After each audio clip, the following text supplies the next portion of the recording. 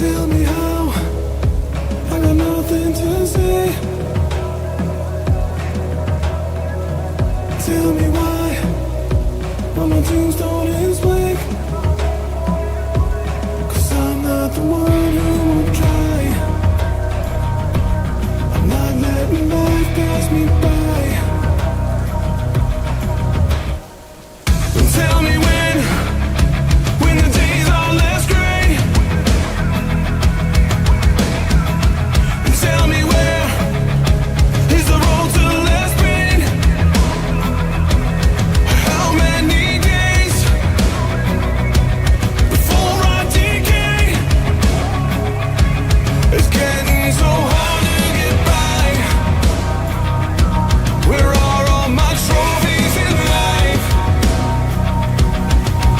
And he hated the way he was dying, but the moment he turned on the light, he became what he dreamt of at night when he was young and hungry for life. Set to sail to a place I can't say. Live a life worthy of chase. The time is today. New blood in my veins. I won't be the joker in life, playing the part I don't like. And he hated the way he was dying, but the moment he turned on the light, he became what he dreamt of at night when he was young and hungry for life. And he hated the way he was dying, but the moment he turned on the light, he became what he dreamt of at night when he was young and hungry for life. Yeah.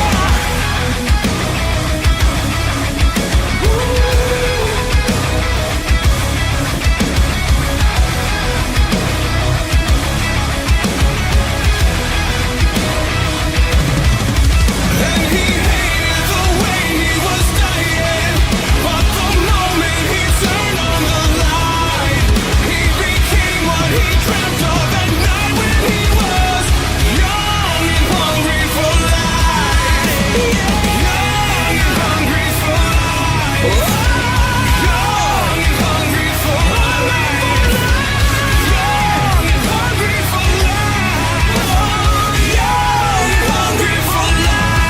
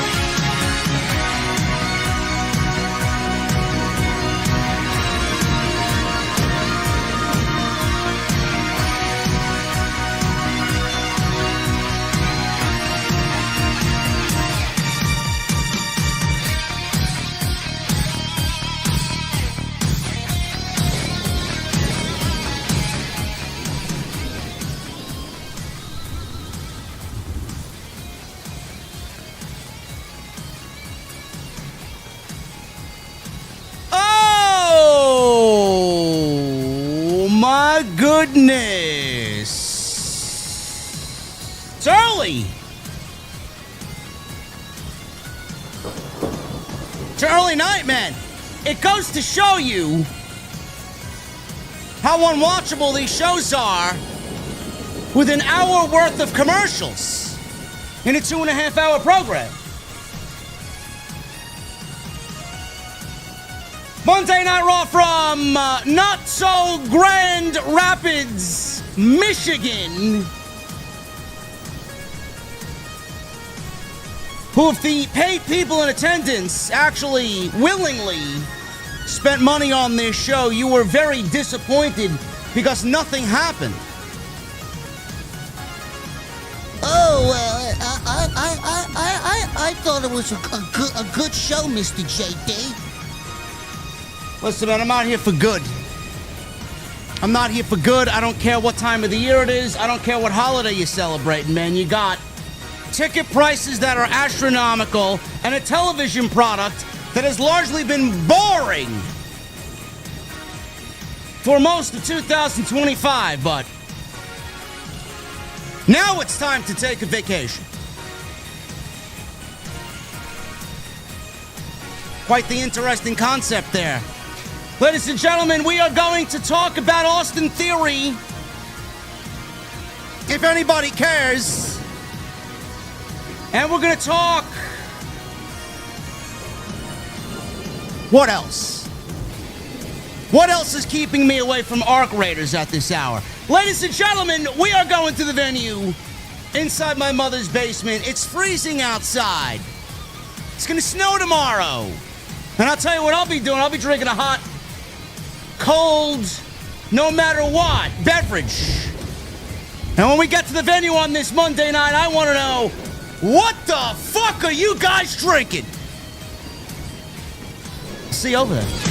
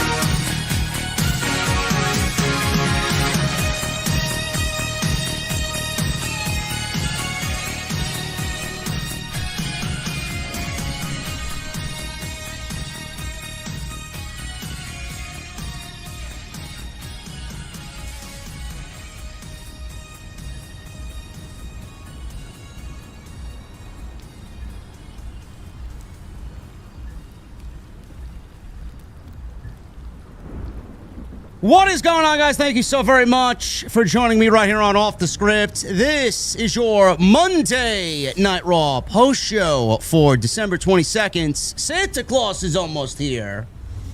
3 more days to go.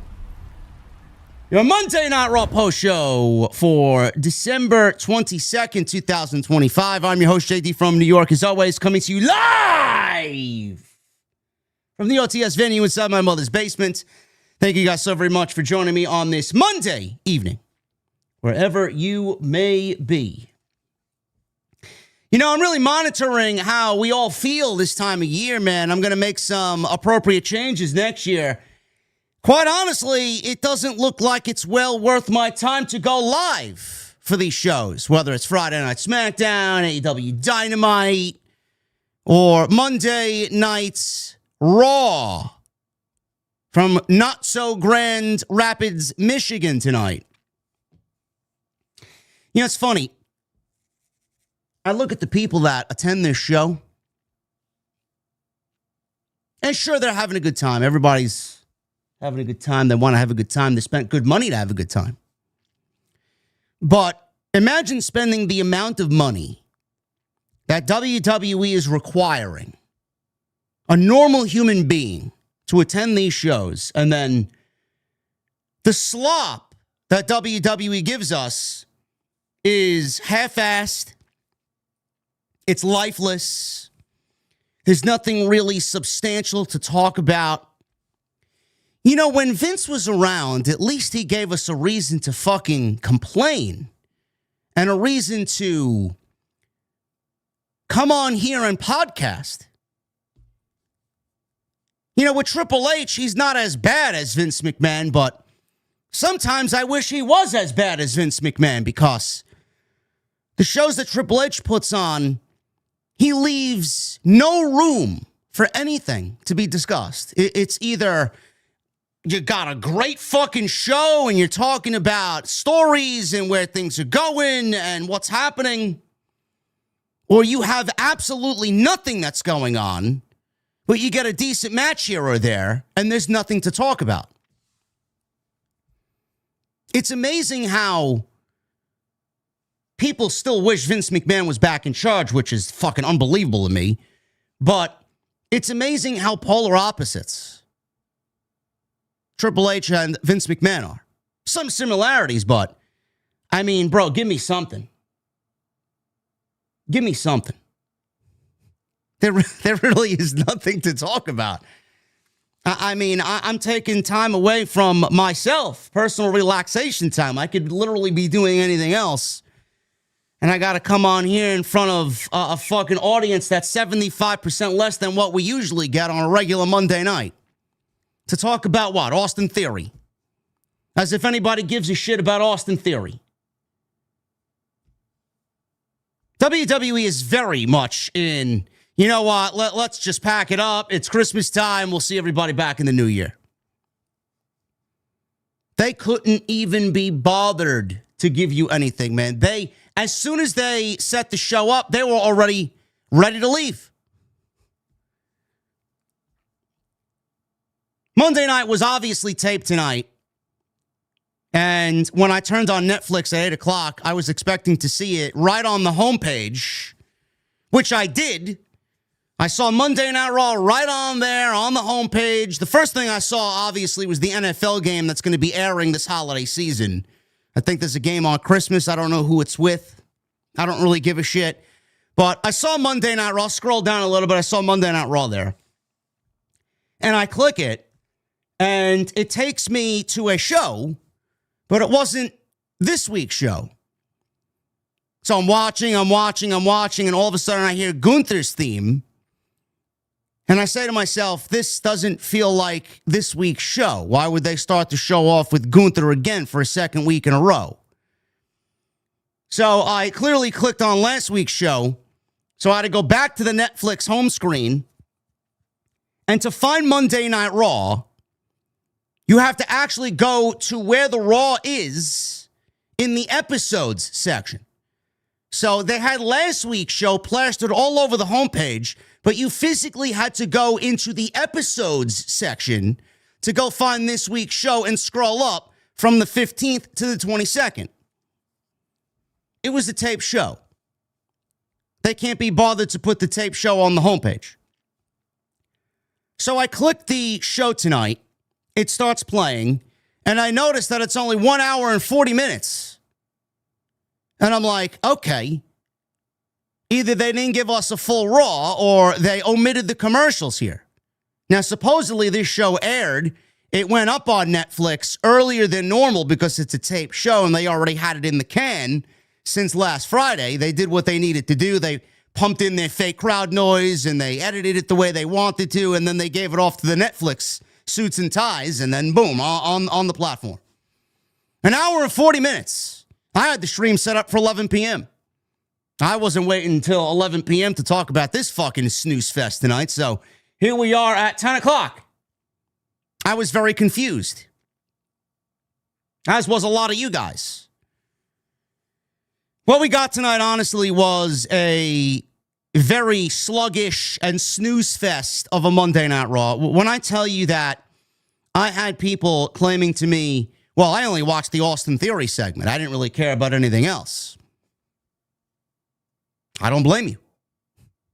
There wasn't really anything that happened on this show that you really need to sit there and dissect. Rhea Ripley and Asuka was a very good television match. Outside that, outside the open and the close, I mean, there wasn't anything in the middle of this show that would even be a topic of discussion. A lot of people said, I just watched for Austin Theory to see what his explanation was, and then I pieced out. I went to go play Black Ops 7. I went to go play Ark Raiders. I went to go watch Monday Night Football. I went to go do literally anything else. Sleep. It sucks when you have to watch a show, and the vibe around said show is exactly the vibe around this type of show tonight. Which I'm grateful that you guys are here because, quite honestly, if you didn't watch the show, all you really need to do is tune into me and I'll have you guys caught up in an hour and a half. I would rather you watch me or, anybody else that's live here and just kind of hang out talking about pro wrestling.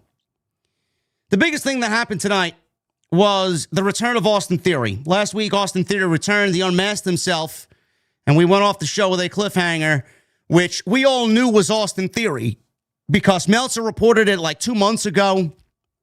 He was right on that. He was right on Austin Theory possibly being included in War Games if certain injuries didn't happen to others that were supposed to be there. Austin Theory helped the Vision last week, and they are targeting CM Punk in the World Heavyweight Championship, obviously setting up Braun Breaker and CM Punk on that January 5th episode from the Barclays Center in Brooklyn, New York for the World Heavyweight title on that first Raw of the new year. He unmasked himself. CM Punk gets speared, and we go off the show with a cliffhanger. The one question on everybody's mind is, what's going to be different between this Austin Theory and the last time we saw Austin Theory? Because whether you like him or not, in my opinion, Austin Theory fits the bill for what they look for in a WWE superstar. He looks amazing. He is very adequate in the ring. He is unbelievable when the bell rings. So he gets the job done in the ring. That's never been a problem of his. And this is a guy that I've been watching from attending certain Evolve shows in and around Queens when they came to the city and watching his work through NXT and then watching his work, obviously, when he got called up to the main roster. He is more than adequate in the ring. It's not a problem. His mic skills aren't even that bad. It's all about how you present him and how the crowd is going to resonate with him. I don't know if the crowd is eventually going to get on board with what Austin Theory is selling. The more you treat someone like a loser, and the more you treat someone like an afterthought, people are going to look at that and then piece the puzzle together on their own and make a determination on said talent, whether they want to see more of them or whether they want to see none of them. You cannot give the audience an inch into not caring about a talent because the company knows who they want, who they don't want. They clearly didn't want Austin Theory anywhere near what his potential was before he went out with injury. They had him teaming with Grayson Waller in a fucking dead-end tag team. How do you want me to interpret that for 7, 8, 9 months? I look at that and I look at this generation's version of the fucking B team with Bo Dallas and Curtis Axel. It's exactly what they were. They could have been a great tag team if you actually put some fucking effort into booking them, but they didn't do anything. In a tag team division that could have absolutely used fucking heels and another set of tag teams, they opted not to do anything with them and prolong a fucking breakup that lasted 7 months. Grayson Waller's now with the New Day, and Austin Theory's been off television for an undisclosed injury. It's all about the presentation. They need to give us a different Austin Theory. They need to give us a serious Austin Theory. They need to present Austin Theory in a way where the fans are going to look at WWE presenting him as a main event guy. They certainly did that tonight. He was in the ring with CM Punk. He was in the ring with Rey Mysterio. Can't ask for anything better on his first night back. He pinned Rey Mysterio. He got a lot of offense on CM Punk. Tonight was the good first step forward. But is it going to last? That's the question. Is it going to last? Are people going to care?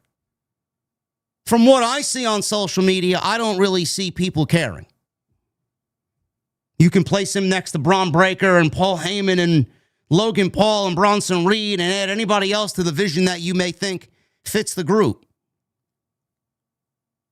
But I honestly think people have already made a determination about how they feel about Austin Theory. It's now WWE's job, and it's going to be quite the uphill battle to get people to change their mind.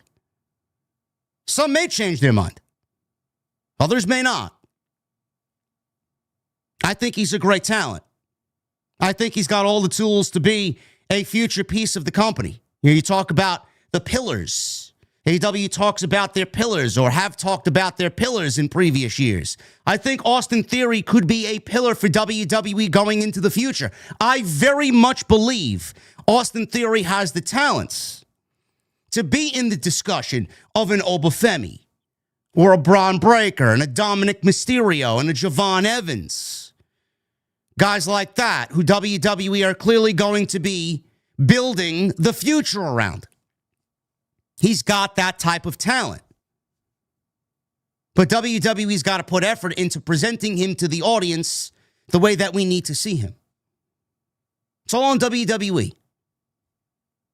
Austin Theory's got a job to do, and I think he already showed you the type of job he's going to continue to do. He's not going to let this fucking fail. He's very good at what he does.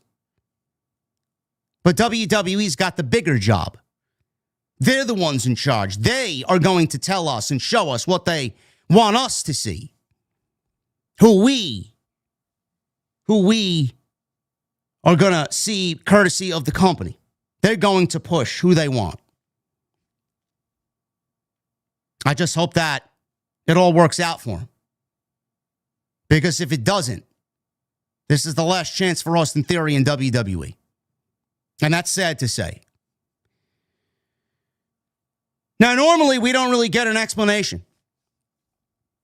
Sometimes we just get the runaround or they withhold information and want to give it when they feel like it's ready to give it. Austin Theory did give an explanation as to why he has been attacking those that the Vision has been feuding with.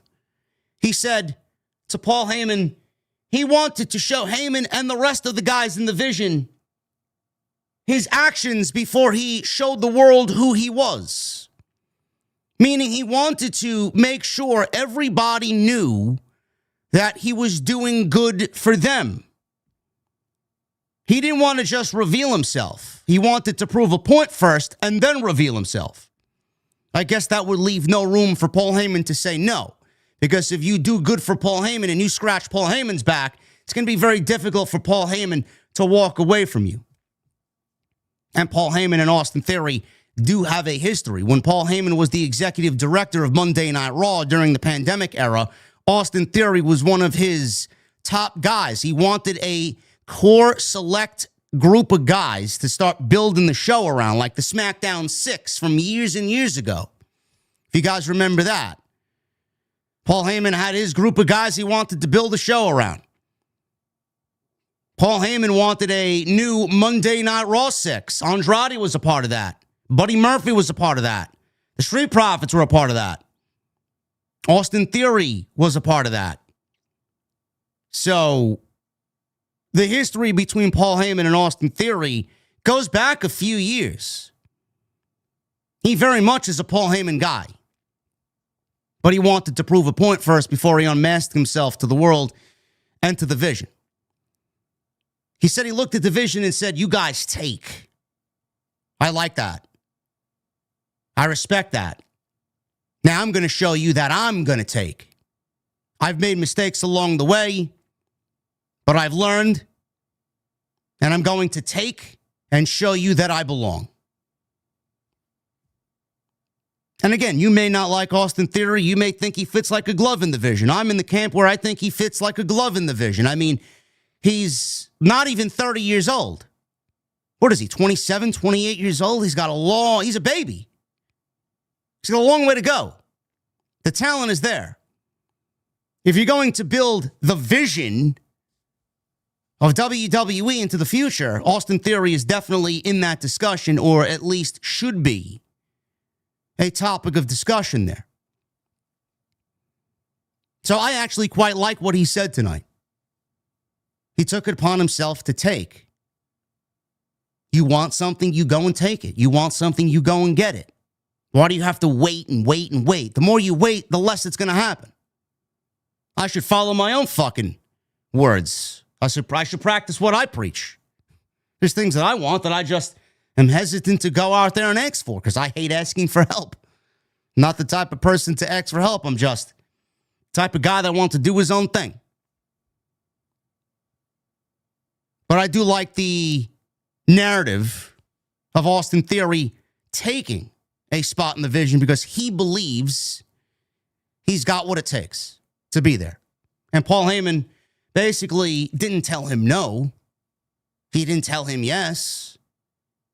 But by the middle of the show, we were learning that he was in the main event, teaming with Bronson Reed against CM Punk and Rey Mysterio in a tag team match. Which, yes, it is the same main event that we've gotten for 9 months now. It's basically a collection of baby faces. The names and the places change from time to time. But it's always the same kind of main event. CM Punk's been battling the vision ever since fucking WrestleMania season. Last year. And we're going into this year's WrestleMania. And we're starting 2026 with CM Punk this time as the World's Heavyweight Champion. Still battling the vision. WWE has given us the same main event for 9 months straight. If you are not tired of it yet, when are you going to start getting tired? Because I am. And I don't want to tell you it was a bad match, because it wasn't a bad match. This wasn't a bad show. It was a boring show. Everything that you get is literally the same shit week in and week out. There's nothing new. There's nothing that advances anything in a substantial, meaningful, topical discussion type way. What would you like me to do? What would you like me to sit here and tell you? I can only tell you what I can tell you from what we watched. Sometimes it's difficult to pull fucking dialogue and content out for these fucking post shows. Yet there'll be some people who are like, oh, it's the Christmas season. What are you complaining about? There's always somebody complaining. Literally everything I say, there's someone complaining about fucking a piece of something in a 2-hour stream that I said. Something. I don't give a shit about the holiday season. I don't. That's no excuse for you to stop writing television in a meaningful way. I get it. WWE is about the moments. I get it. WWE wants a moment when they want a moment, and they want the right place and the right setting and the right atmosphere and the right this and that. I get it. But bro, you got people spending their Monday night watching this shit. You got people coming out to Grand Rapids, Michigan on a Friday night who willingly paid their money. This was their Christmas gift. I'm assuming that some of the children in attendance were gifted an early Christmas gift from Santa Claus, and this was their gift to go to WWE when they came to town on Friday night last week in Grand Rapids, Michigan. And that's the show that you get. An hour and 40 minutes of uneventful, uninspired slop. If that's something that you want to go out there and claim was a good show, by all means, you can have your fucking opinions. I don't really give a shit. But my opinion is that this show was boring. And that the holiday season should not stop people from writing substantial topical discussion television. I mean, I don't really sit here and praise AEW. But the television that they're putting on, no matter how boring the Continental Classic has been, at least the shows have some sort of fucking meaning. There are things happening on the show that have a direct impact on where they're going into the pay-per-view. Every Dynamite and even every Collision that you see houses Continental Classic matches. And sure, the company has largely been a fucking fail this year. And there's nothing substantial that comes off that show on many occasions. But at least Tony Khan had a beginning. Tony Khan has weeks of build, weeks of tournament, and he's got an end result that he has in mind. WWE has none of that.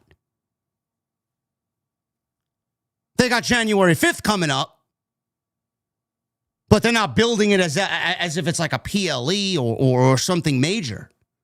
It's the same thing every fucking week. Vision main event, baby faces, Braun Breaker, Spears, CM Punk. I mean, they couldn't wait to go off the fucking air tonight. I know if I'm paying money to sit there, I want a fucking show that WWE hypes up as the greatest entertainment here in the world. Bro, I would have left that show feeling fucking empty. I'm sitting on my fucking couch in the basement with my RGB lighting on, with my fucking peppermint dark chocolate latte. Damn, was that good. And I felt empty. Again, there'll be some geek in the comment section. Oh, look at this guy. He complains about it. He complains about everything. It's the holiday season. They got to spend time with their families, JD. It's great. That's great.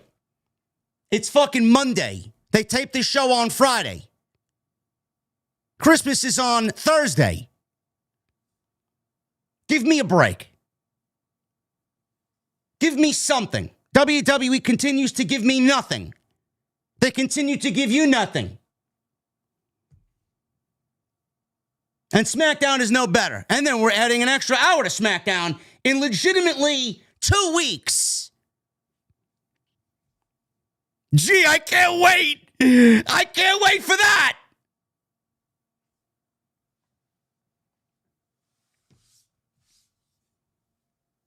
CM Punk and Rey Mysterio in the main event. Austin Theory, Bronson Reed with their opponents. Nikki Bella cut, in my opinion, probably the best promo she's cut since she's been back. She's now wearing all black, ladies and gentlemen, so you know when they do that they've solidified their heel turn. Maxine Dupree is not afraid of Becky Lynch. She puts the title on the line once again on January 5th at Madison Square Garden. At the Barclays Center. Not quite. Not quite. Maxine versus Becky, Barclays Center, Brooklyn, New York, January 5th. That was made official tonight. Rhea Ripley and Asuka go one-on-one, and Gunther said a whole bunch of nothing. Legitimately, he said nothing. Which, if WWE keeps that up, that's going to get boring very, very quickly. So we're going to dive into this Monday Night Raw post show here. I'll have you in and out of here. Thank you guys very much for joining me. We got 1,500 people in here. I'm grateful for you guys that have showed up on this Monday night. If you do enjoy what you see and do enjoy what you hear, please make sure you hit that thumbs up and leave me a comment down below in the comment section. Try for, I'm going to give you guys a modest goal tonight, 700 likes.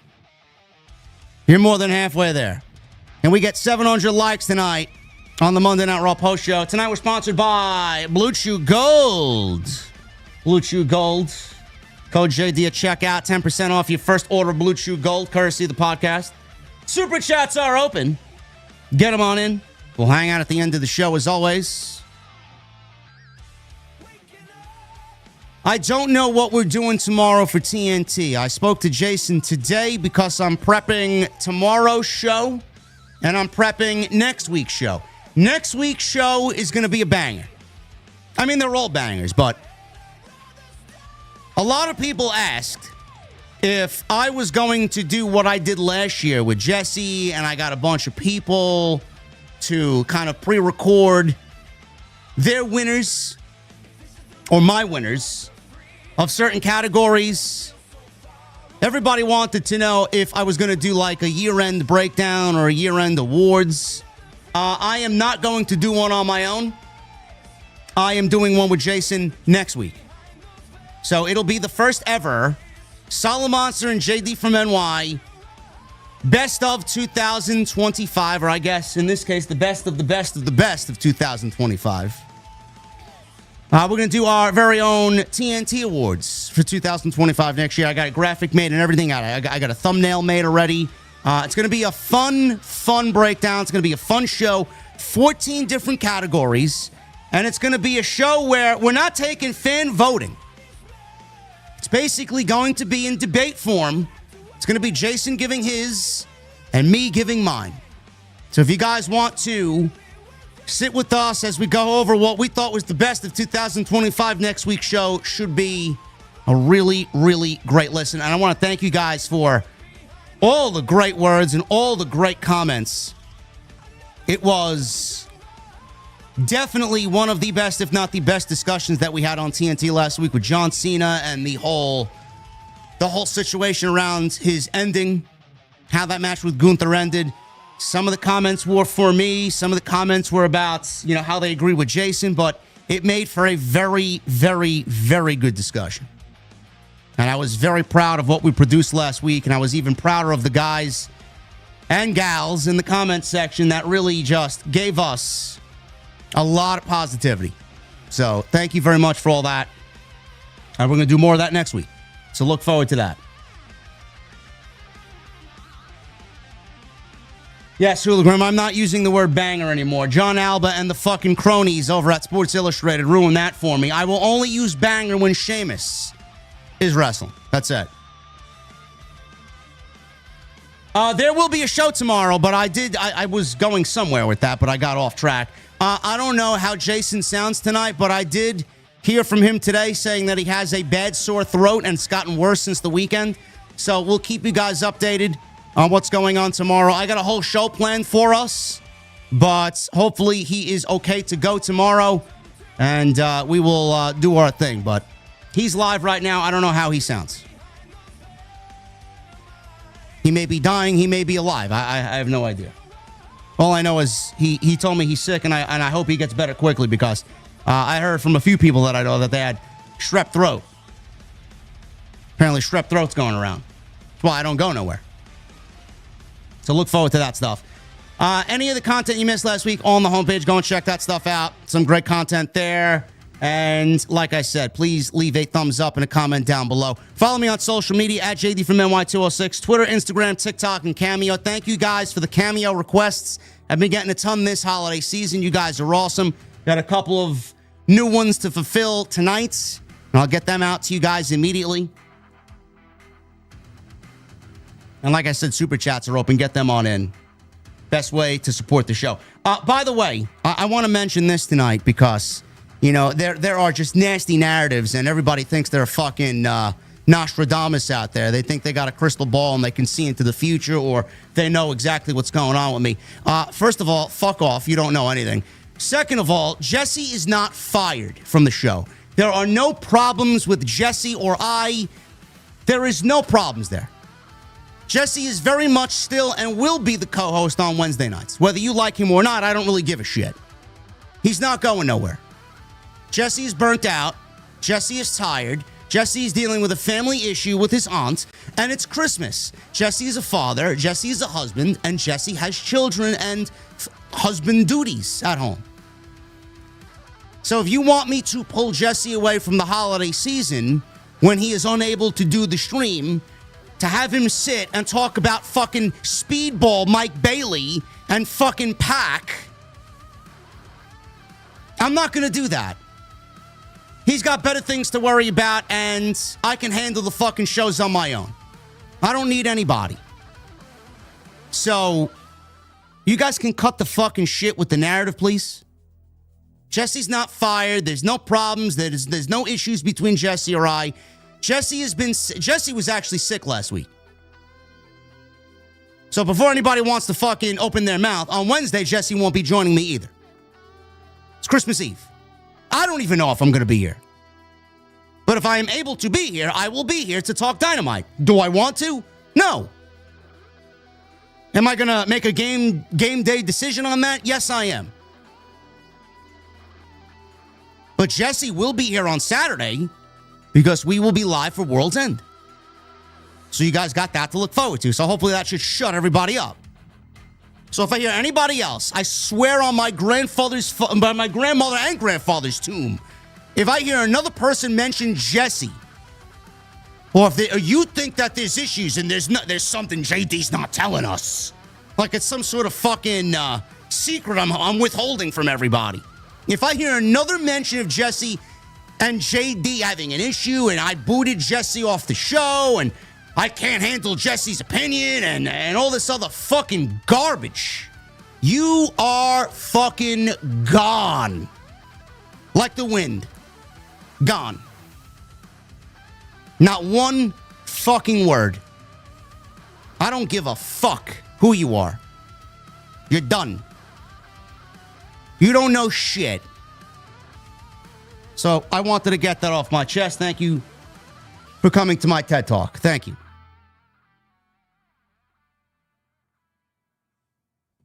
Monday Night Raw.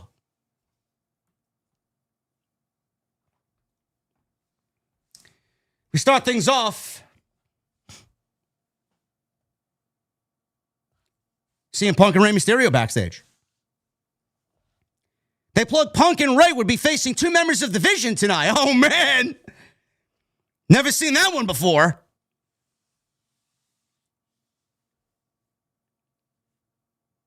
Then the arrival of the Judgment Day, Javon Evans. This was interesting. This was probably one of the more interesting aspects of the show. Javon Evans is walking into the building. You know how WWE does the stereotypical, gotta get everybody walking into the building. Michael Colt said Javon Evans is an, I quote, a soon-to-be free agent. So it looks like Javon Evans may not be winning the NXT World title. And Javon Evans is going to be on the main roster sooner rather than later. Which I thought Javon Evans would at least get a run with the NXT Championship. I mean, he's only 21 years old. There's no real rush to bring him to the main roster. If you want to give him a run with the NXT title and keep him down there, you can call up a Jordan Grace. You could call up a Lola Vice. You could call up a Ethan Page. You can call up a Ricky Saints. You could call up an Obafemi. But the fact that they're speeding Javon Evans to the main roster, you know, I find that to be a little bit surprising. So, a soon-to-be free agent. I think he would fit best on SmackDown. They need the bodies over there, being that they're going 3 hours. Monday Night Raw isn't even 3 hours. So I think he would fit better over there. Then they showed Paul Heyman and Bronson Reed along with Braun Breaker arriving to the building. Heyman looked over to the corner, told Breaker and Reed, I got this. He walked over and confronted Austin Theory. Heyman asked, what the hell are you doing? Theory said he wanted to tell Heyman why he was wearing the mask. He said he wanted everybody to see the impact of his actions before they knew who he was. He says he's made some bad decisions and got comfortable and got injured. He said he saw the vision and they didn't wait for anybody. They just took. He said now he's going to take. He says he wants to take the opportunity to help the Vision out tonight. Heyman nodded. Heyman smiled and said, interesting. Very, very interesting. He didn't say no. Austin Theory is looking a little Danny Garcia-esque with the shaved hair. If there's something you want to go out there and emulate, it should not be Danny Garcia. Like I said, I liked the idea, I liked the narrative of Austin Theory doing and then trying to impress Paul Heyman. That's a way to certainly get on his good side. Now, I will say, if you guys watched Austin Theory in the main event, he did have long wrestling pants on, long tights. He kind of shed those old tights that he used to wear. He used to wear long leather tights, or he wore like short tights. But tonight he looked like he almost had, it was very Shield-esque.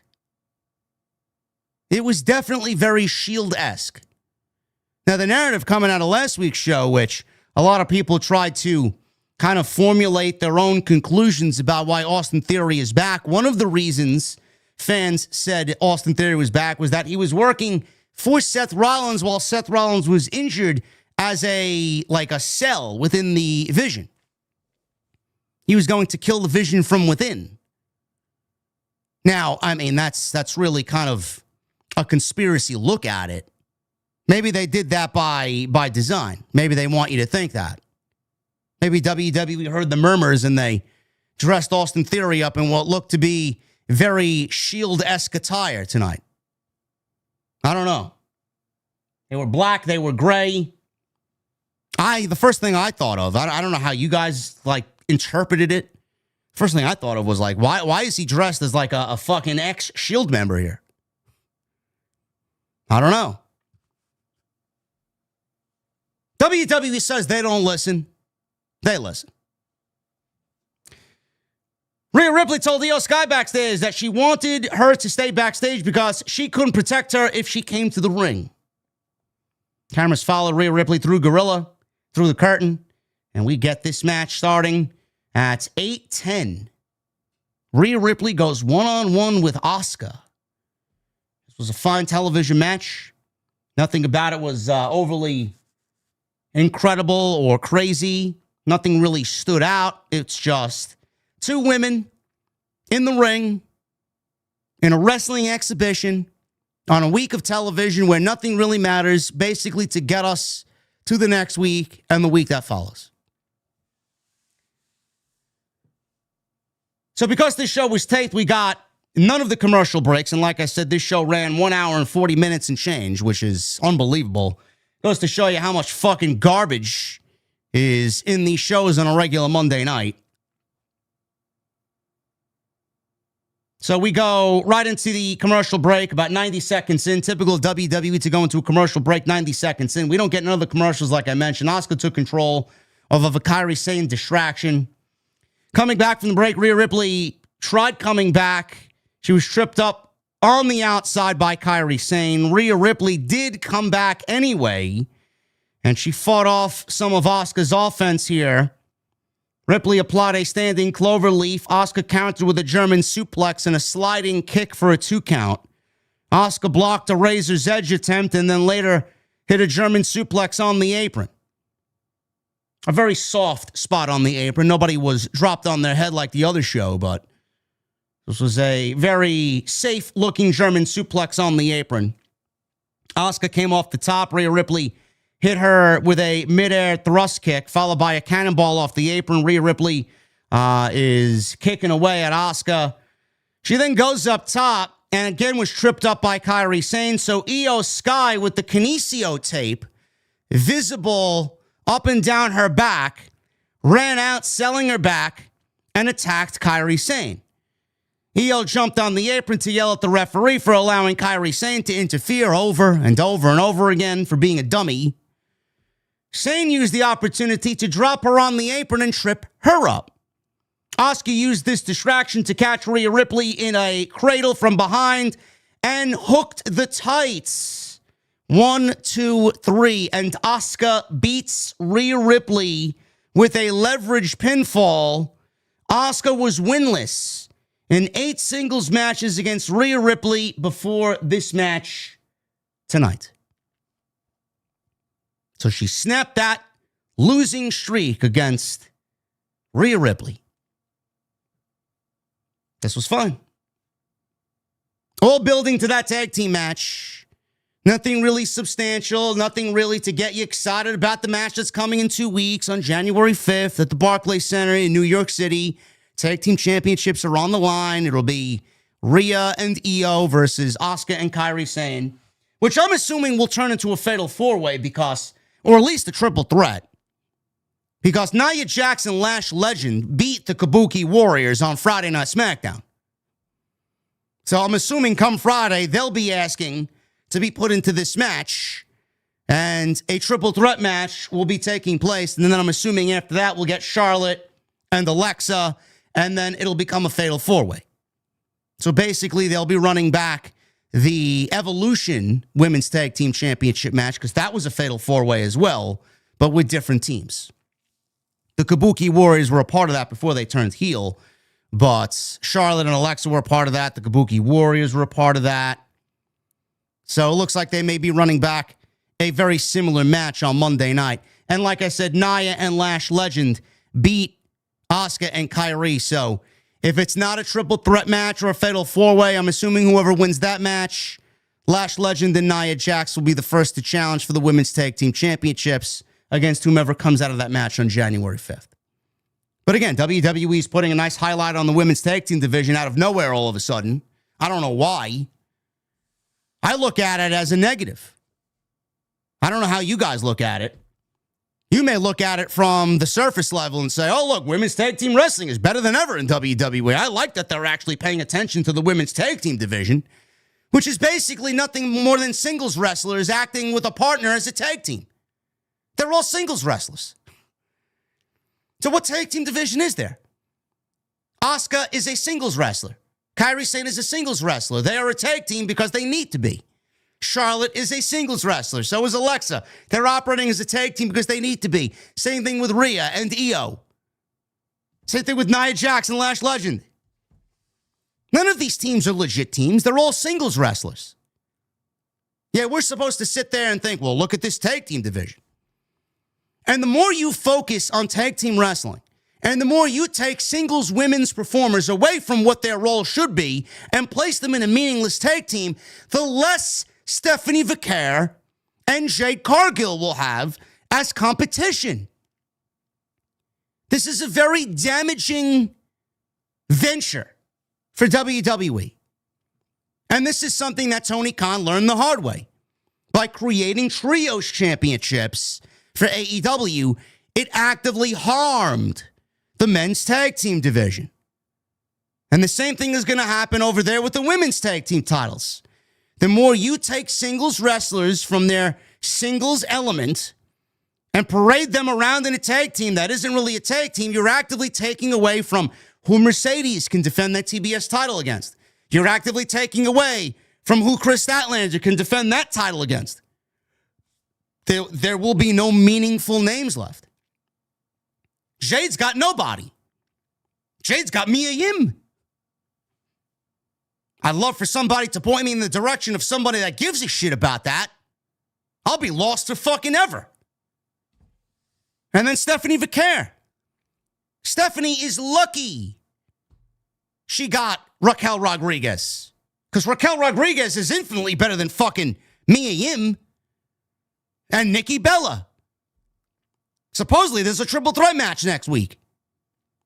Again, not the most exciting, but I would rather see Stephanie in the ring with somebody that could go toe-to-toe with someone like that. Nikki Bella and Raquel cannot. So you got to think about what you're doing and how much focus you are actually showing the women's tag team division. Because the more you focus on that, the less you're going to take away from Stephanie Vaquer, who has had a meaningless title run, and Jade Cargill, who is as cold as the fucking iceberg that the Titanic fucking plowed into.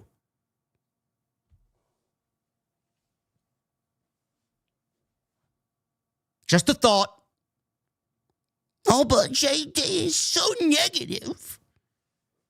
JD is an active grifter, man. Everything you hear on this show is exactly what I would tell you looking you dead in the eye. So I don't really understand why people think I'm inauthentic. Cut the shit. Backstage, Bronson Reed, Braun Breaker, seems skeptical about Austin Theory. They were wondering what he's doing in the Vision. Why should we trust this guy? Heyman says they were both much better off today than they were months ago. Just look at it that way. And that was thanks to him, Paul Heyman. That all happened thanks to his vision. He did not pimp that out easily. He was selective, and he had a vision for Theory. Tonight it would be Theory and Reed against Punk and Mysterio. Either Theory carried out their vision, or the two of them, Bronson Reed and Braun Breaker, can carry Theory's ass out of WWE. Well, there you go. It's either he wins and they enlist him in their vision, or he loses and he gets dumped like the fucking ratings on Wednesday night. Maxine Dupree. She cut a very good promo here on Becky Lynch, who made her entrance out before we got Maxine. Becky Lynch made her entrance. Corey Graves said, "Oh my God, Christmas is coming early because Becky is back." She's back on television. So, Michael Cole mentioned Becky's outlandish behavior on social media, saying she's completely out of control on social media with conspiracies. Oh, wow, I don't see John Alba going after her, huh? Michael Cole said they were expecting Maxine Dupree, but they got Becky Lynch instead, which I have no problem with because I think Becky's great. She talked about corruption in her IC title loss to Maxine Dupree. She said she went to the bigwigs at Netflix. They told her to go to Grand Rapids. She said she hasn't seen any rapids so far in Grand Rapids. So this is a lie. She then said other people told her that she is the greatest women's wrestler ever. That she obviously agrees with. Maxine Dupree interrupted and marched to the ring with the Alpha Academy theme music.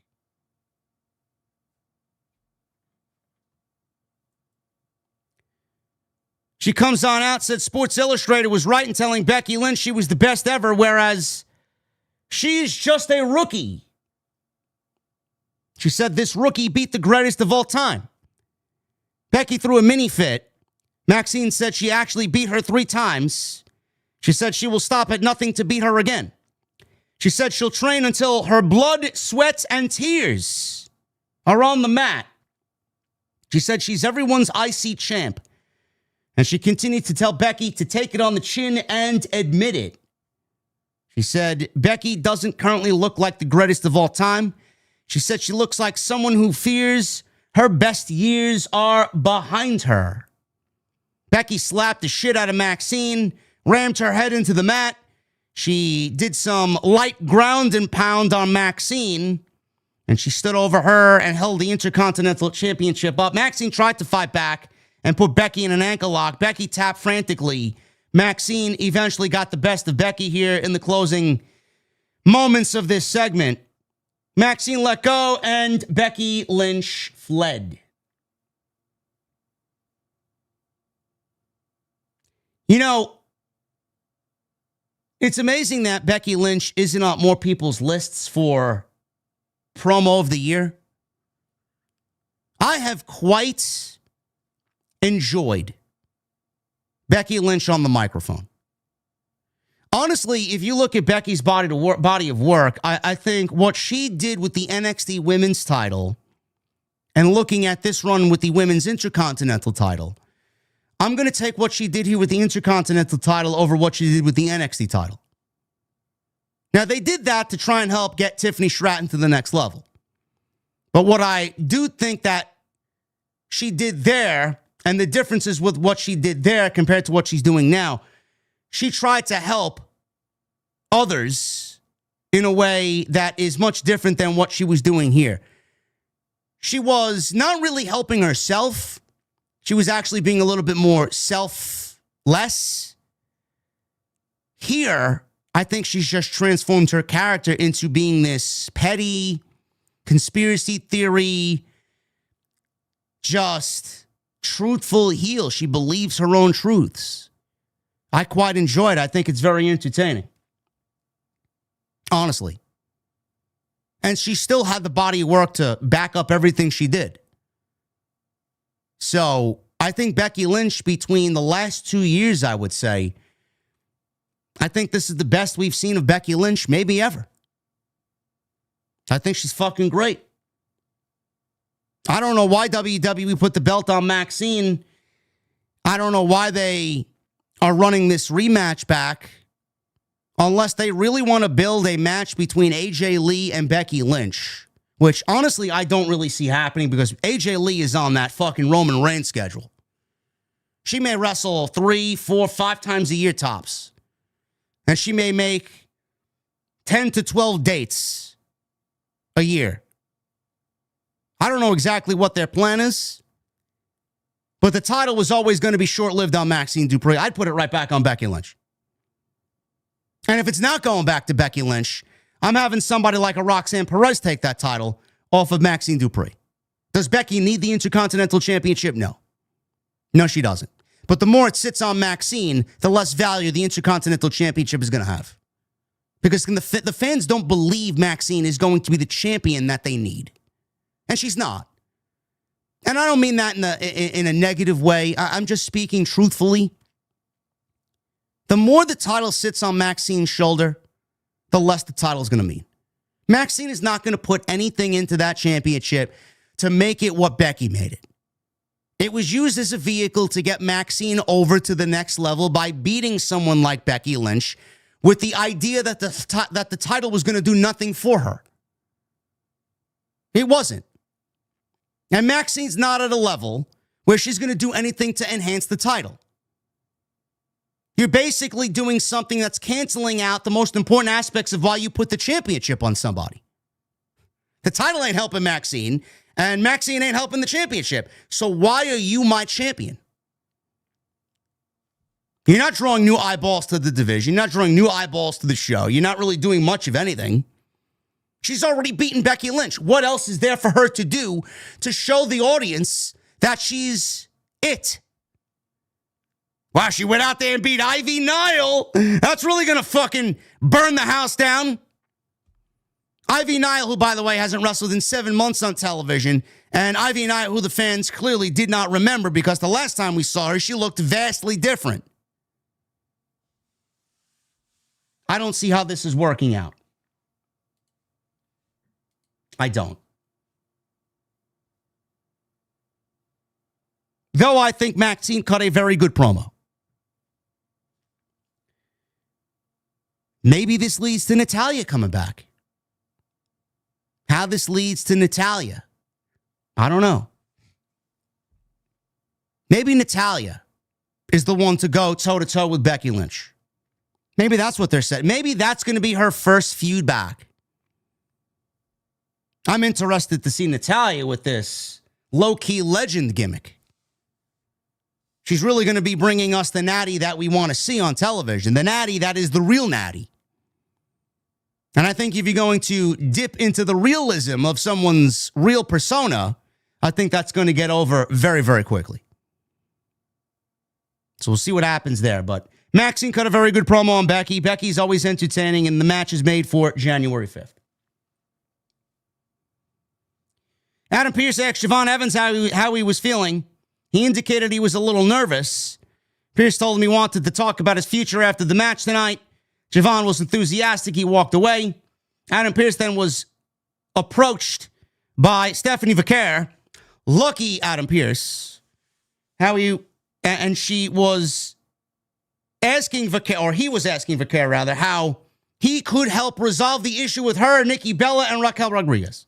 She asked, not for a match with Nikki, not for a rematch with Raquel because Nikki interfered. She wants a triple threat match between Raquel and Nikki Bella. Adam Pearce went on to say again he loves a fighting champion and that the match is booked for next week. There you go. In no situation am I taking the belt off of Stephanie Vaquer to put it on Nikki Bella? But there is a chance. I guess it's tape, so if you guys read the spoilers, I don't really think there's any surprise there. I do not think that's... I didn't read them. I didn't read the spoilers. If WWE takes the belt off Stephanie to put it on Nikki Bella, it's fucking ridiculous. I don't think that's the right move at all. But she wants a triple threat match, and she's getting a triple threat match next week. I thought that this match was maybe going to be booked for the January 5th episode, which I'm glad it's not, because then that would have made the entire show women's matches, and that would be completely off balance. So taking place next week is the right move for this match. I think Maxine, Becky, and then the women's tag team titles are more than enough for the women's division, especially if that tag team match gets shifted into a triple threat match, or worst case, a fatal four-way. Oh, is next week's show not taped? Is it live? I thought next week's show was taped too. I thought WWE's live schedule was completely finished. I could have swore they taped next week's show. Or maybe they tape it this week after Christmas. I have no idea. I was told that WWE's touring schedule, live touring schedule, is finished until January 5th. Somebody go look at that.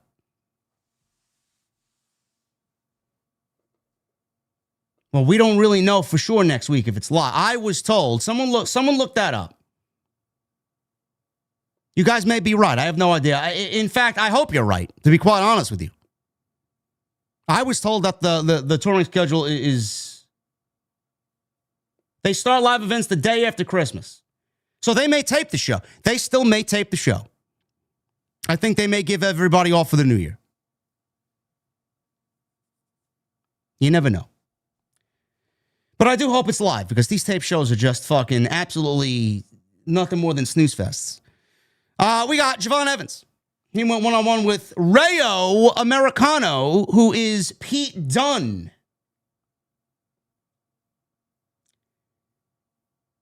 You know, it's amazing to me how you got a great tag team in Pete Dunne and Tyler Bate,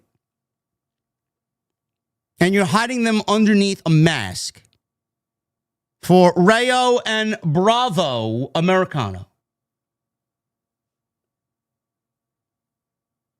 I look at this as a complete botch, character assassination. You know, Tyler Bate, he was an NXT UK champion. He won the first ever inaugural UK title tournament. I mean, I don't understand how we got from there to this. Pete Dunne was a face of a fucking NXT brand. How we got from that to this. And then the Americanos aren't even on television enough to actually warrant anything. They were doing something with Dominic, and then they weren't doing anything with Dominic on Monday night. Now they've saved it for AAA. Americano's like a mega over babyface in AAA. Like,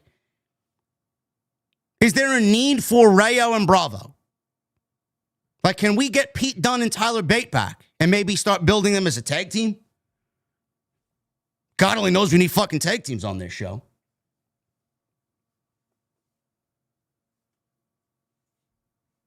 I don't know. Javon Evans made his entrance.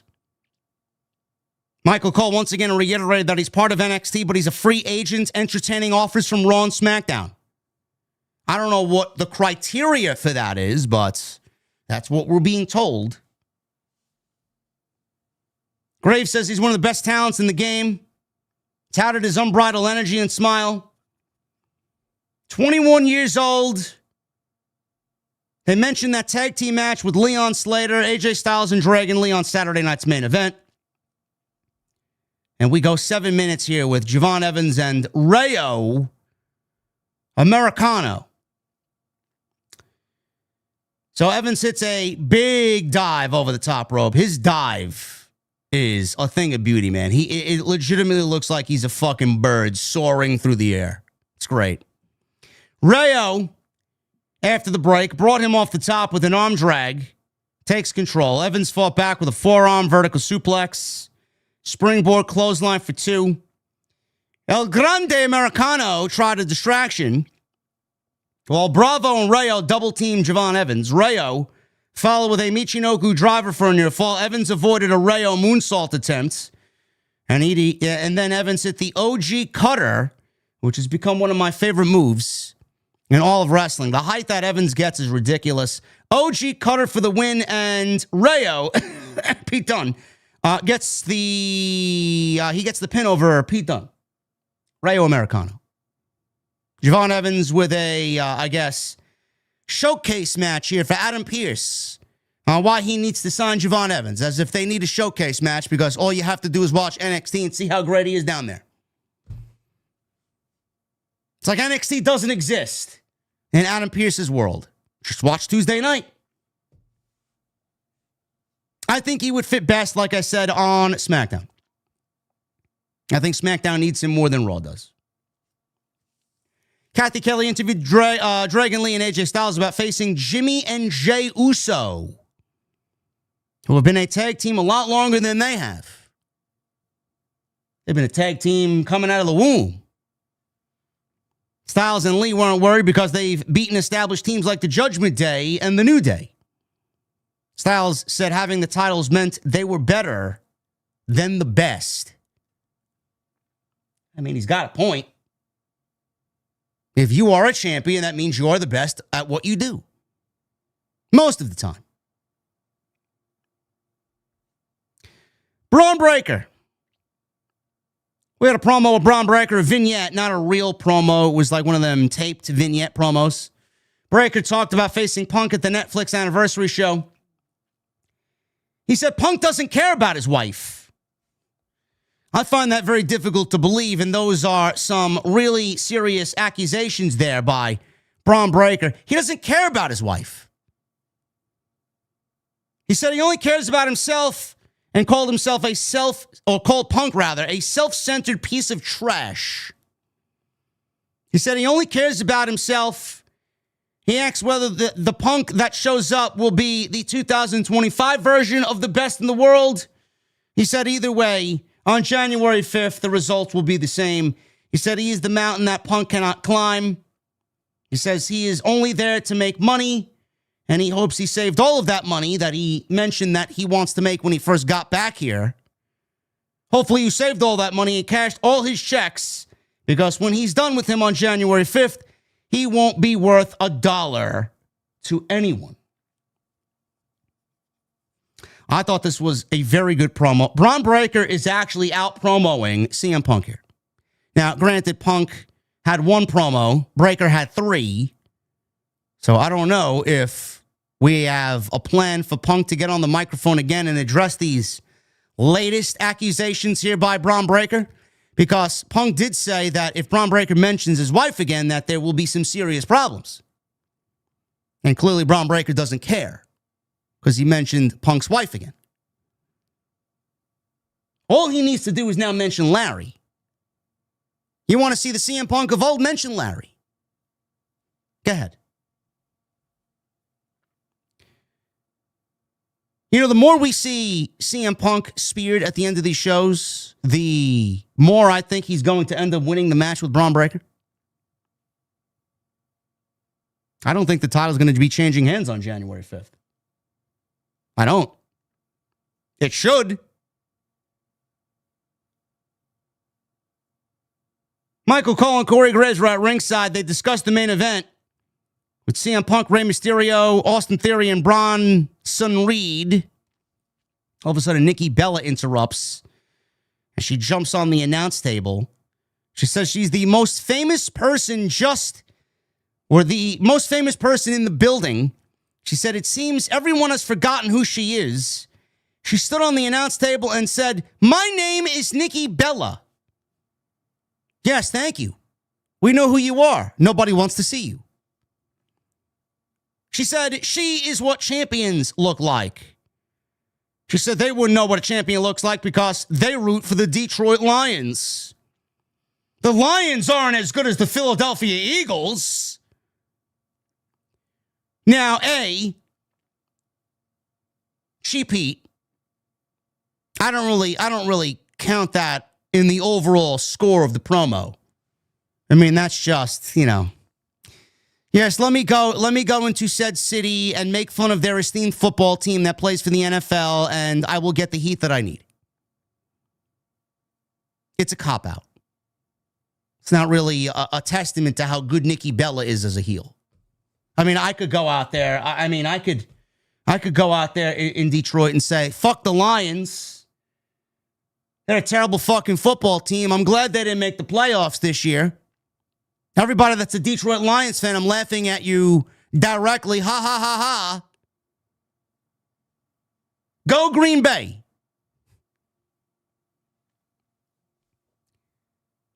It's too easy.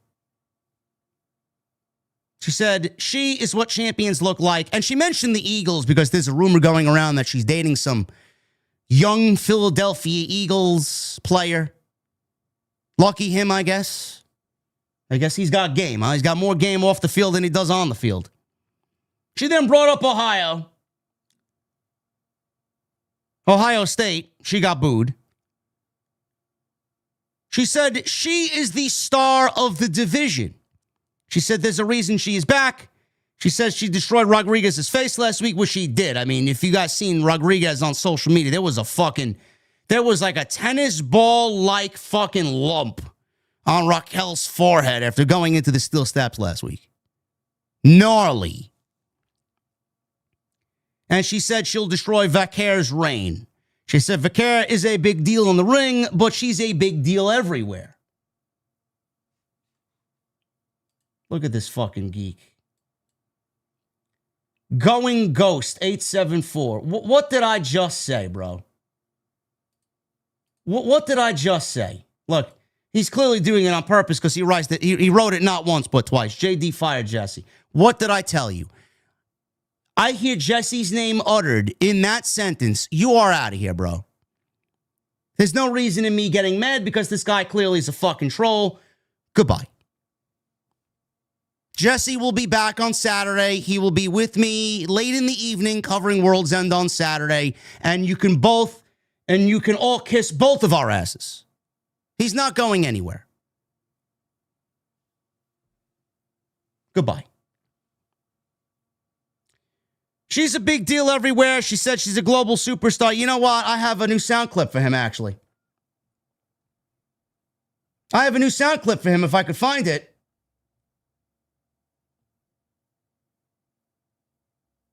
What did I do with it?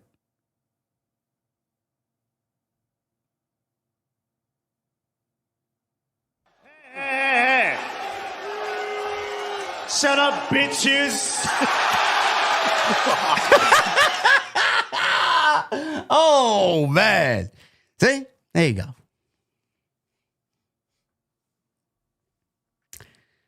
Bayley. She went one-on-one with Roxanne Perez. We're not going into hour 2 of this snooze fest. This match went 7 minutes. Though we actually got something here that forwarded the tension in the Judgment Day, and we could be looking at some tensions between the ladies in the Judgment Day. So I think Roxanne Perez is going to be primed for a great 2026. I hope I'm right on that. Bayley's out there with Lyra. Roxanne is out there with Liv. Perez worked over Bayley's knee through the commercial break until Bayley made a comeback. Rodriguez appeared at ringside and was about to slide into the ring, but Lyra took her out with a spinning kick to stop her from interfering. Morgan comes back by throwing Lyra over the announce table.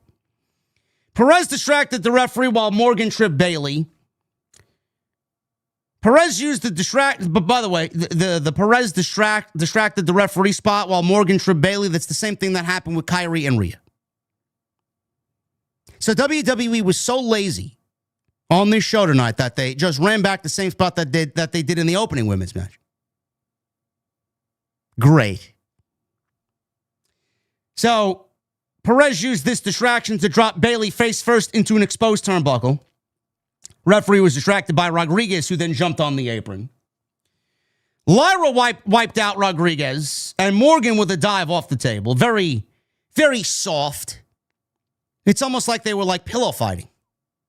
Like she jumped off the bed and starts pillow fighting with Rodriguez and Liv Morgan. It wasn't really an impactful crossbody off the table. She did take them both down, though. Lyra psyched up Bayley, slapped her in the face.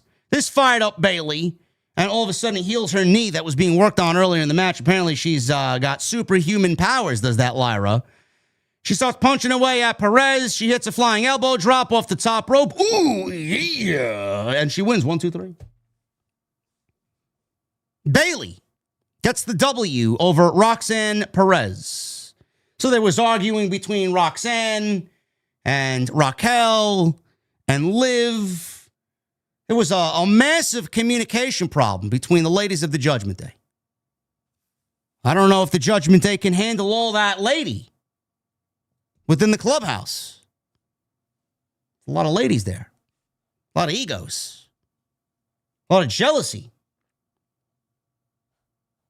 So that's the one thing that really got forwarded here. We got at least some story with the Judgment Day teasing attention and potentially leading to a breakup here.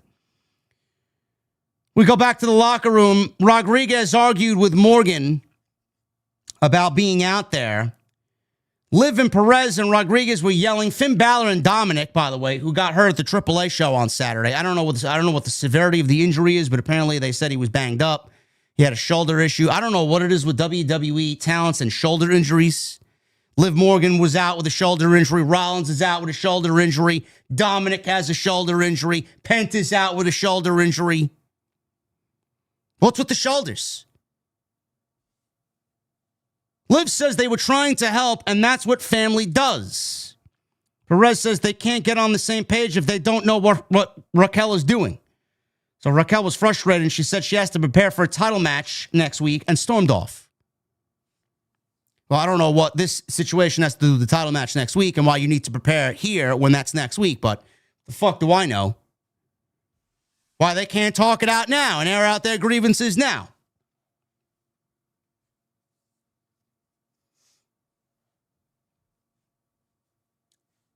Who's modding in the chat? Is Hooligram here? Do I have a mod in the chat? I got Billy. Billy, any sign of Jesse fired or JD got rid of Jesse? Get him out. Get him out. I don't need to explain myself anymore. If you guys don't watch the show on Wednesday night, I don't know what to fucking tell you. Theory approached Bronson Reed backstage and asked, what's the plan? Reed says he's rolling with the vision. You're now in the big leagues, so follow my lead. Sounded something straight out of WWE 2K25 career mode. It's basically what that was. I could see that being integrated right into the career mode. You're in the big leagues now, kid. You follow my lead. As you button mash your way into a tag team match and you need to pin CM Punk. Theory says he's not a kid, first of all, and he's going to start the match, and you're going to follow my lead. Bronson Reed was actually pretty impressed with the fact that he owned up and said, I'm leading the match. That's exactly what the vision needs.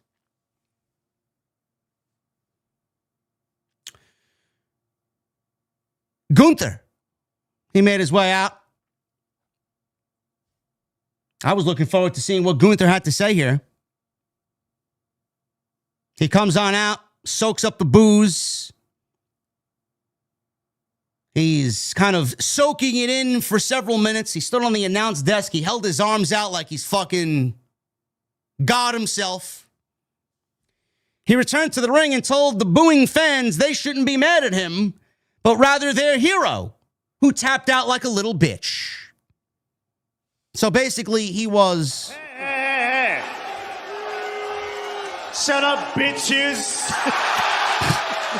It's basically what Gunther said. All of a sudden, CM Punk marched out. We get no, it's clobbering time. We get none of that. He marches out to the ring and got in Gunther's face. Fans were singing CM Punk's theme. They loudly chanted for CM Punk. Gunther laughed at him as they had a face-to-face, and then he quickly left the ring. He waved his hand in his face, mocking fashion. He looked extremely happy with himself. He walked up the aisle. Rey Mysterio made his way out to his music. They had a stare down. They faced off whatever Ray told him, we didn't really see or hear what he said, but Gunther laughed at Rey Mysterio and then walked away. So, am I the only one that looked at Rey Mysterio as yet another retirement victim for Gunther here? I don't know when Rey's retiring, but we can add Rey Mysterio potentially to the list of aging legends that need to get rolled into the old age home. Maybe Gunther's going to retire him too. I don't think Rey is anywhere close to hanging it up. I think Styles would be first on the list. And I think if anybody's going to retire Rey, honestly, it's going to be Dominic. Let's be real. But it really looked like it looked like WWE wanted to imply that maybe Gunther's got his eyes on Rey Mysterio and he wants to get rid of the greatest luchador of all time and potentially retire the greatest luchador of all time. I don't really understand why Gunther came out here to cut not even a promo. Like, I don't even know what this was, only for CM Punk to look him in the eye. Like, I don't know if that's going to lead to anything.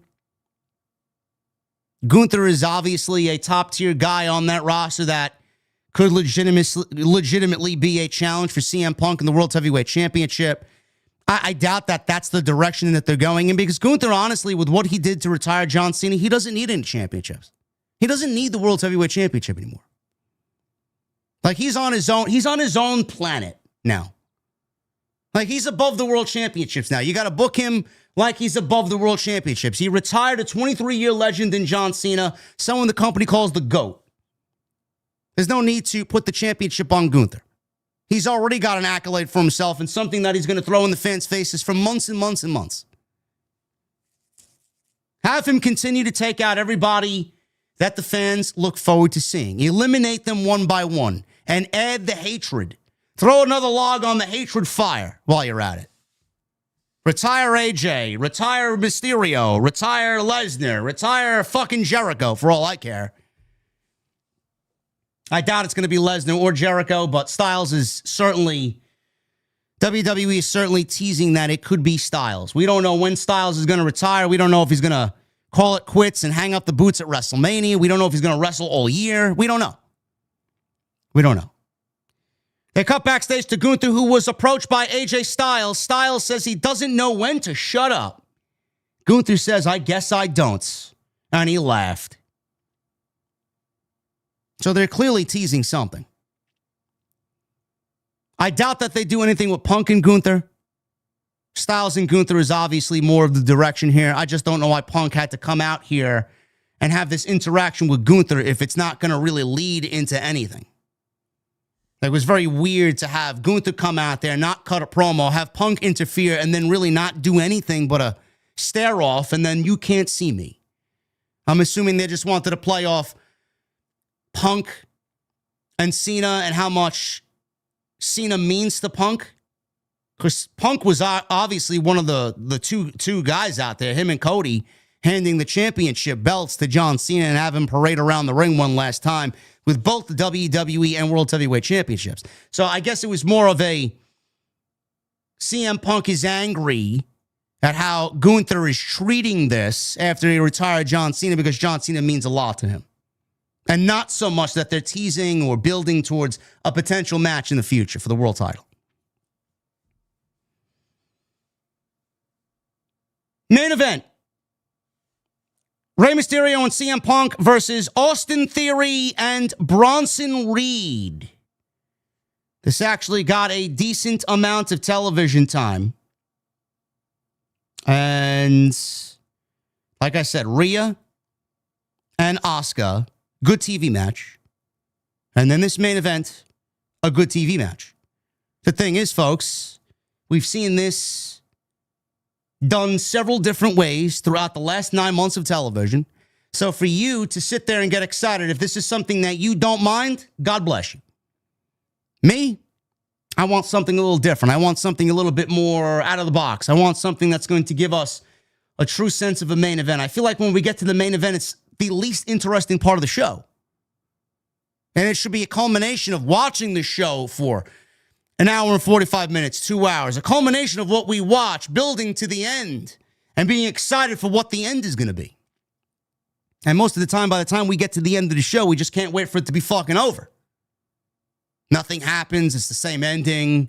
Bronson Reed spears CM Punk last week. Bronson Reed and Braun Breaker and all these guys go over the fucking babyface. It's like, Jesus Christ, bro. Can you give me something different? Like, they ended this show the same way that they ended last week's show. The only difference is Austin Theory's not under the mask anymore. Again, not a bad match. And I was looking forward to how Austin Theory would move in there and wrestle in there after being away for so long. To me, he passed the test. I thought he passed the test with flying colors. So we'll pick it up here. Tag team match between both of these teams. Punk and Ray, they color coordinated. They wanted to very much look like a tag team. Pink and black. Vision got the best of Punk here. Theory used his familiar offense, held Punk in a rest hold. So Theory didn't really miss a beat here. He moved around just as good as he did then. Bronson Reed took his turn on Punk. Punk rolled out of the way of a senton. He made the hot tag to Ray, knocked Theory off the apron. He immediately rushed at Austin Theory to knock him off the apron. Reed then tried to squash Ray. Ray avoided it, hit a running seated senton off the ropes. Theory tagged in. Ray got rid of him with a Hurricane Rana and a seated senton off the apron of the ring. And we go into a break. We come back from the break. Theory was suddenly in control. They showed a replay of what happened during the break, which Reed started clubbing Ray from behind, and Reed's offense on Ray included a frog splash and a delayed vertical suplex. So at least they showed how we go from one transition into the next, because there is no commercial breaks. So you don't really know. You're not watching on a VPN, and you're going to get the same thing that you get on a VPN watching on Netflix, so you don't really know what's happening. So at least they had the wherewithal to fill you in on those missing pieces because there was no commercial breaks. Theory worked over Ray. So Punk got worked over. He gets the hot tag to Ray, and then Ray gets worked over, and then Ray gets the hot tag to Punk. He comes after Theory, punches, neck breaker, corner knees, bulldog, all of Punk's signature offense. Theory avoided a GTS, tagged in Reed, but Punk fought him off and hit a flying clothesline for a 2. Ray tagged in, set up Reed for a 619 as he flung him into the ropes. Theory made a blind tag, took out Ray with a devastating clothesline. Ray fought him off and hits a 619 on Theory, followed by a very quick springboard splash. Ray had the match 1, 2, and then as the referee was about to count the 3, Bronson Reed pulls Rey Mysterio out of the ring to break up the cover. Punk hit Reed with a suicide dive, clotheslined him over the barricade, so that took them out of the match. Ray went to the top rope, Theory tripped him up, and hit a curb stomp for the 1, 2, 3. So Austin Theory gets a clean win over Rey Mysterio, solidifying his position in the Vision. Again, like I said in the beginning of this show, I very much appreciate and like the narrative that they went with Austin Theory taking. He wanted to prove to the group that he was trying to impress, he wanted to prove to them with his actions first and then unmask. Instead of doing it unmasked, and then everybody, well, why is he doing it? Why is he doing it for weeks and weeks and weeks? He wanted to show his allegiance. He wanted to show them he wanted to be there away from revealing himself. And then when he revealed himself, he told Paul Heyman, I saw you guys take. You took what you wanted. Braun Breaker took the spot from Seth Rollins. You guys took the opportunity to take the World Championship away from CM Punk in 2 weeks. I want to be a part of that. Now I'm going to show you that I can take too. And Paul Heyman didn't tell him no. They have a history together. He knows Theory very well. He didn't tell him no. He didn't tell him yes. They allow him into the locker room. They allow him to prove himself. He proves himself. And he passed the test with flying colors. I thought that was a good explanation. As long as we got something. It's not the best thing that they could have come up with, but at least it's something. But again, like I said, it's up to WWE to present Austin Theory as a serious fucking guy now. He's not going to immediately overnight be a main event guy. Nobody's going to look at Austin Theory as a main event guy right now because he's standing next to Braun Breaker and Bronson Reed and standing next to Paul Heyman. You got to book him like a main event guy. Tonight was step one. It's going to take baby steps for us to get there. But after months and months and months of nothing, dead tag team with Austin Theory that they teased a full year of breakup and went nowhere with. And the only reason why they broke them up is because Austin Theory supposedly went out with an undisclosed injury. They didn't even explain why they broke up or what the injury was. They didn't even get that far. The failed Money in the Bank cash-in where he tried to cash in on the United States Championship. Because Vince gave him the briefcase and Triple H didn't want this guy holding a fucking championship contract for the two major championships. How the fuck do I get it off of him? They couldn't figure out a way to get it off of him. And they said, you know what? I'm going to fucking take this bullet. I'm going to swallow this bitter pill and do something that the fucking fans are going to universally shit on me over and over and over again for years and years to come. I don't give a shit. I got to do it. They shit on Triple H for a fucking failed cash-in over the United States Championship just to get the fucking thing off of him. Who gave it to him? Vince gave it to him. Vince gave the contract to a guy that was not ready, nowhere near ready for a world championship. And clearly they thought that Triple H thought, and his administration thought that Austin Theory was nowhere ready either. They had to do something. You know, fans don't forget this shit. They're never going to let that go. The guy has all the talent in the world. He's very good in the ring. He's not bad on the microphone. He looks fucking incredible. The Shield gear tonight plays into the little conspiracy theories that fans had last week that maybe he's working as a sleeper cell inside the Vision. Maybe he's working alongside Seth Rollins while Rollins is out rehabilitating. I mean, he is using his finishing move. You can interpret that whichever way you want.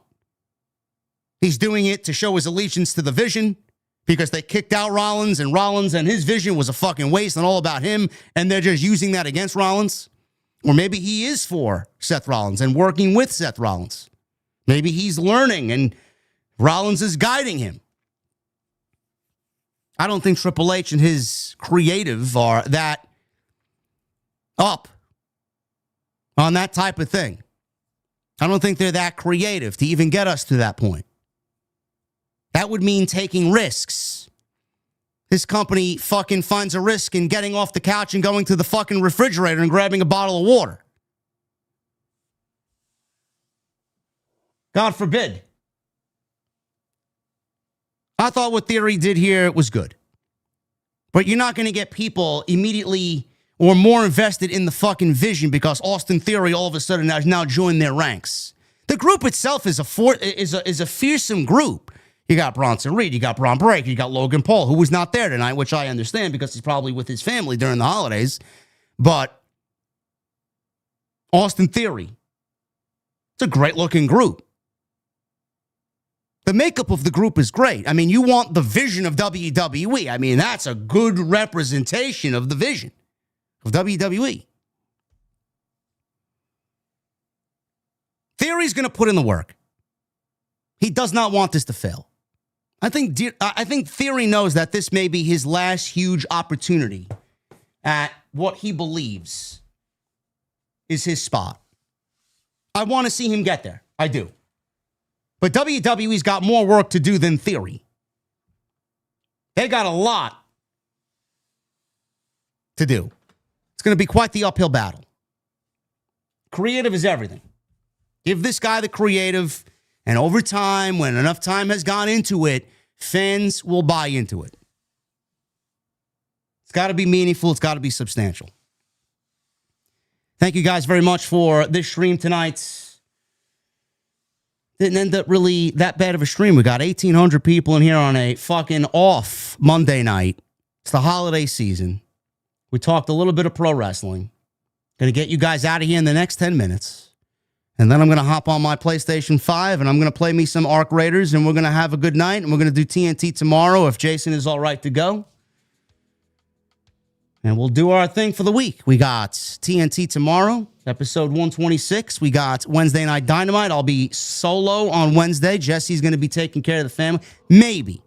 I'll keep you guys posted. I may actually take the day off myself. But it is a show from Hammerstein, and it is a New York City show.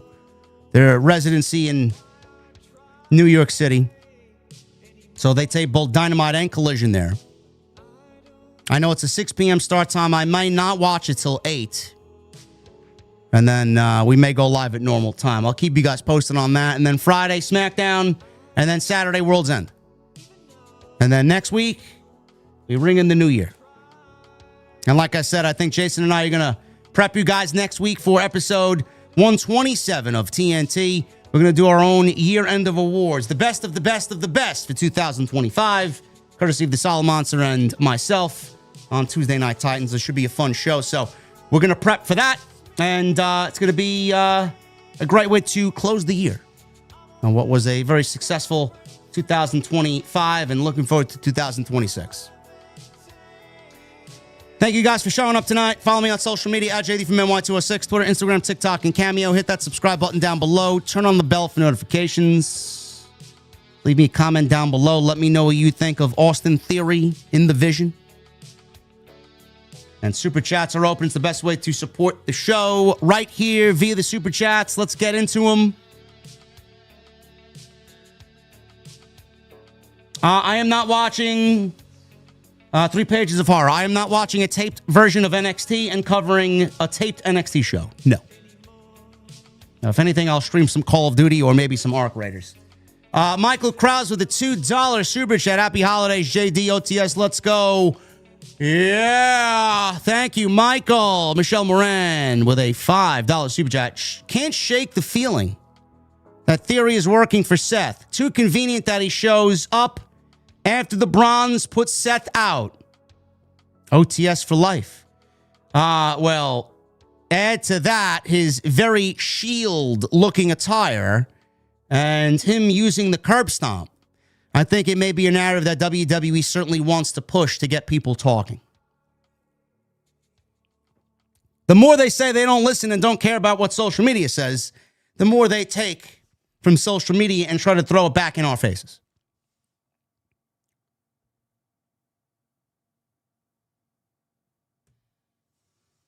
Jerry Delino with a $1.99. Will we get a 2025 OTS Wrestling Awards? OTS for life. Jerry, next week, the TNT Awards. Courtesy of Solid Monster and myself. Boss Mo Jackson with a $1.99. Liv and Roxy are the hottest female tag team in WWE. Bro, I probably will agree with you on that 100%. Michael Krause with a $2 Super Chat. Role model. Yeah.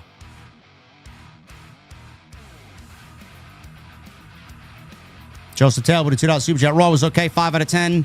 Merry Christmas, JD. Merry Christmas to you, Joseph. Keith Tunstall with 23 months. JD from NY365. I was here with my family for my little brother's birthday gift. Not going to lie, it was a grind to sit through these double tapings. OTS for life.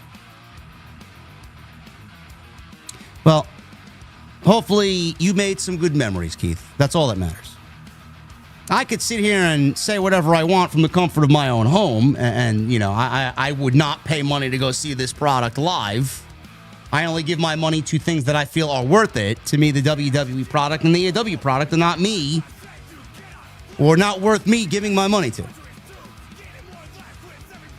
Thomas Malloy with a $1.99. Theory needs to grow his hair back ASAP. I agree. They did mention, though, I like that Corey Graves actually mentioned that he beat John Cena at WrestleMania a few years ago and never really amounted to anything. I love the fact that they actually made that a talking point in commentary. Because it's real. And it's legit. Hollywood guy with a $10 super chat. JD, did you happen to see the MVP's recent interview? Not sure with who, but he was calling Triple H an asshole and that he prefers Tony over Triple H. He prefers Tony's booking and not Triple H's. So, of course, Triple H didn't find any interest in booking the Hurt Syndicate or the Hurt Business. And he's working for Tony Khan right now and not Triple H. Tony's the one paying him, so clearly he prefers Tony Khan. I don't take these interviews to be anything more than fucking... I gotta glaze the guy that I'm working for nowadays. There's no honest, authentic interviews when you're contractually tied to a company and not the other. If he was with WWE and he was working on television and in a prominent place on television, he'd say he loves Triple H's booking and he would take Triple H over Tony Khan. Joseph Taylor, $5 super chat. JD, you can't have an opinion because Wheezy Blonde said so.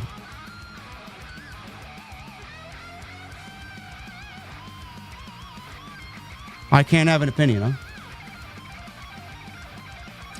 Well, so many people came for her over her opinion that she had to go out and make a video about how hurt she was by everybody's opinion.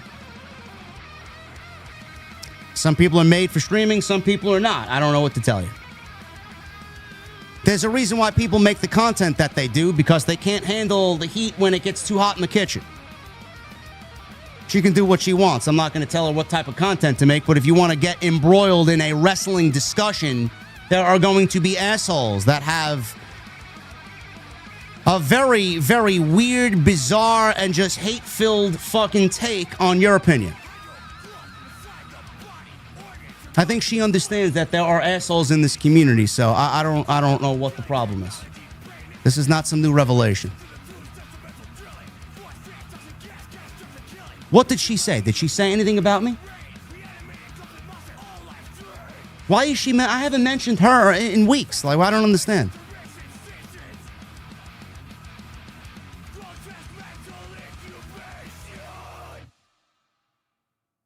They all got invited to World's End. This is the new thing. They all got invited to World's End. AEW's getting in bed with the reaction streamers because they're fucking so desperate for attention that they need to bring these people to World's End so that they can shill this terrible fucking show on Saturday.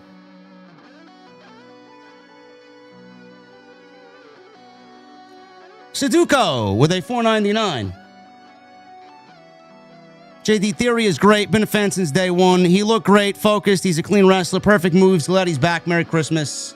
OTS, the best. Thank you, Sudoku. Appreciate you, brother.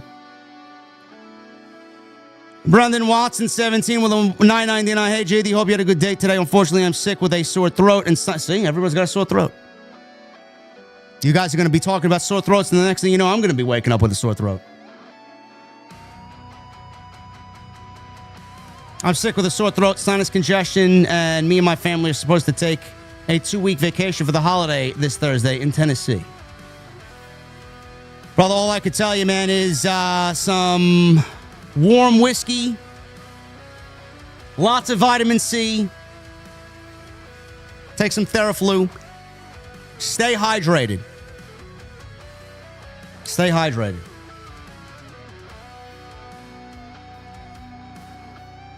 $1.99.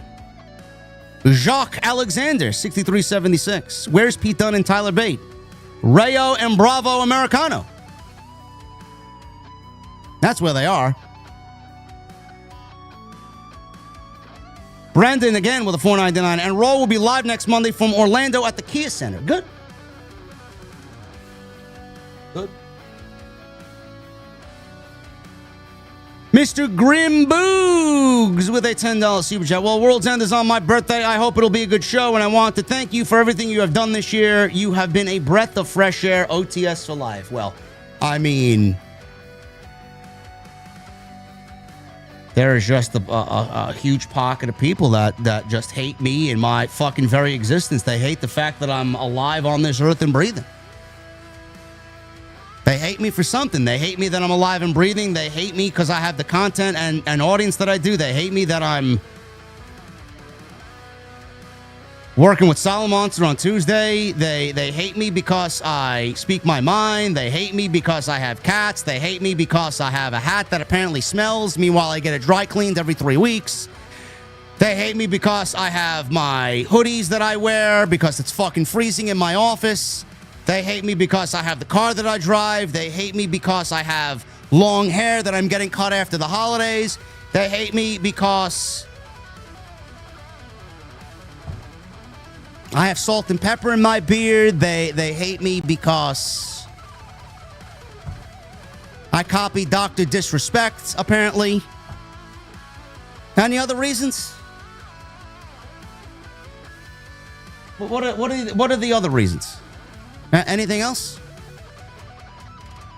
They hate me because I'm a grifter. They hate me because I'm negative about AEW. They hate me because they feel like I'm inauthentic on AEW. Meanwhile, I built my fucking reputation and career of shitting all over WWE for 7 fucking years, but nobody really remembers the content that I made 7 years ago. And apparently AEW is the only fucking brand that I can't talk about in a negative way because it hurts people's feelings. Anything else? Anything else? They hate me because I have a background. They hate me because apparently I work in a fucking tiki bar. They hate me because I have a green screen behind me. What else? What else? Anything else? Am I missing anything from the list of things that people hate me for? They hate me because I'm a Triple H shill. Apparently I am fed-pilled. Apparently I'm receiving a check from Paul Levesque. Apparently I want to get a job from WWE, and that's why I hate AEW so much, and I don't shit on WWE at all, and I openly praise them every single night about it. I don't know, man. What else they hate me for, Chad? What else they hate me for? Anything else? Did I miss anything?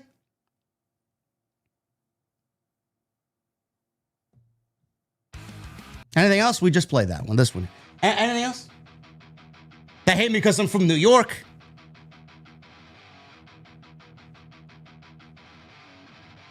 What else?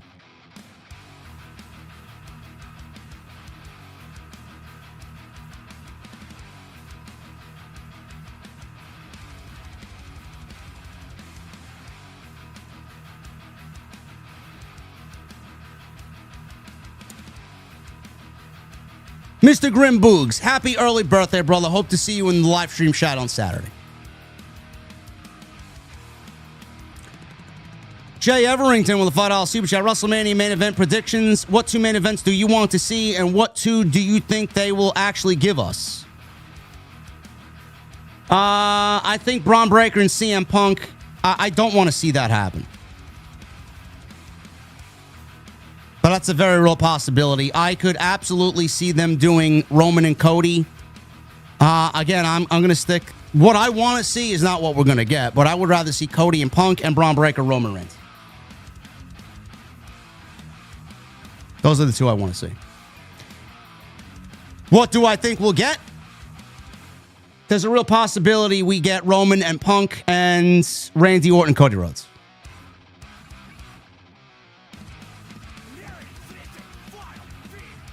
Pablo Montoya with a $9.99.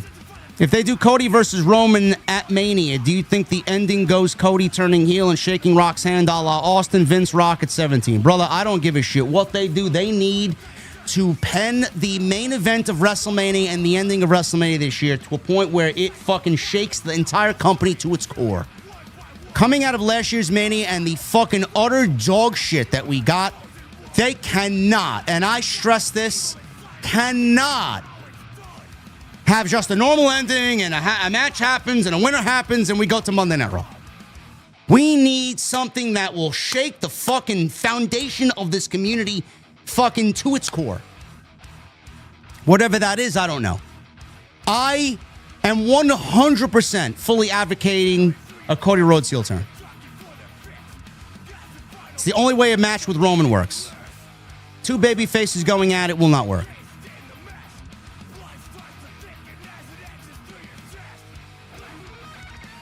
JD, I'm having my own shirt made with Dax's face on it by my grandmother. You want one made for free? No, I'm gonna have a family member artistically draw a t-shirt design, and that will be one of one for me.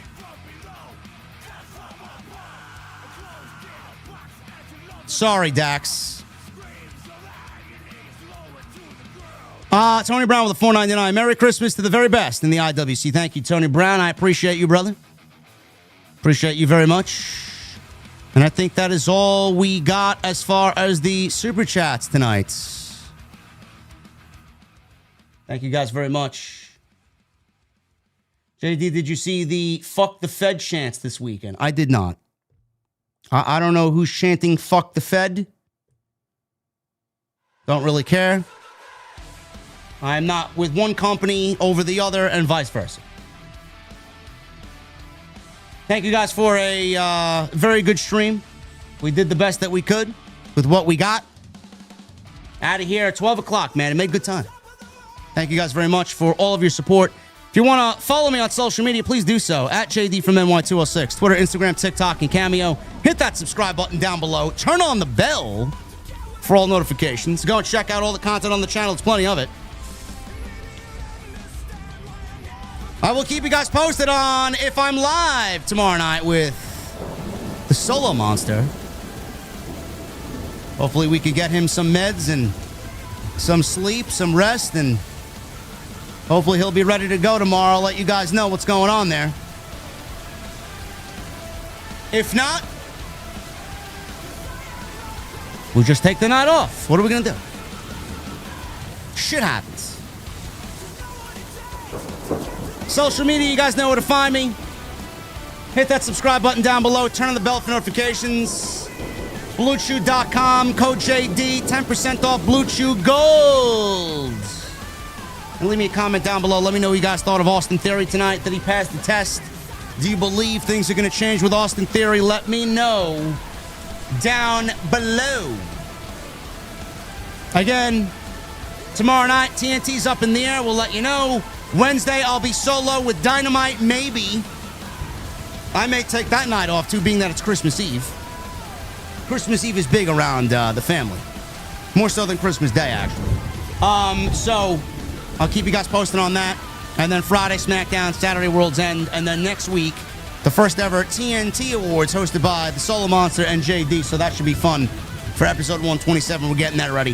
Thank you guys very much. I'll see you back here with more right here on Off the Script. I'll see you guys later.